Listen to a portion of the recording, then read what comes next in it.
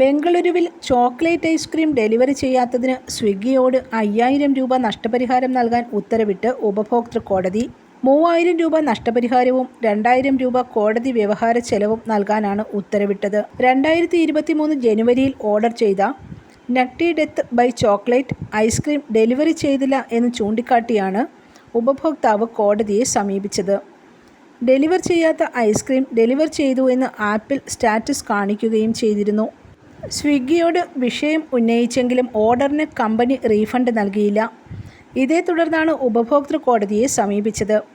സേവനത്തിൻ്റെ പോരായ്മയും അന്യായമായ വ്യാപാര രീതികളും തെളിയിക്കപ്പെട്ടതായി ചൂണ്ടിക്കാട്ടി ഐസ്ക്രീമിൻ്റെ വിലയായ 187 രൂപ തിരികെ നൽകാനും 3000 രൂപ നഷ്ടപരിഹാരവും 2000 രൂപ വ്യവഹാര ചെലവും നൽകാനും കോടതി സ്വിഗ്ഗിയോട് നിർദ്ദേശിച്ചു.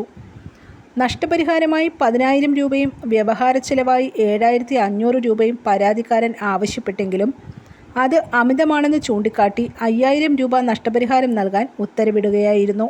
News desk press Malayalam.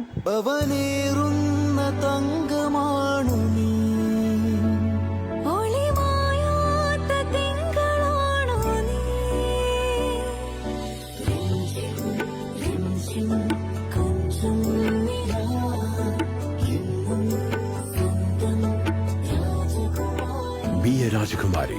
Rajakumari Gold and Diamonds. The trust of Travancore. Rajakumari.